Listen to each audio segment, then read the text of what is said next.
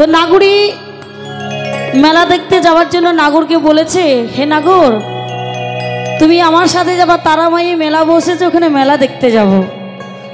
তা নাগর দেখছে যদি নাগরকে নিয়ে মেলা যায় তাহলে তো পকেটে পয়সাগুলো আমার সব শেষ হয়ে যাবে।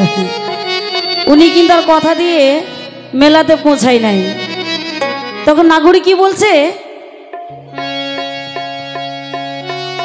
আরে কথা দিয়া রে নাগর মেলা আইলা না,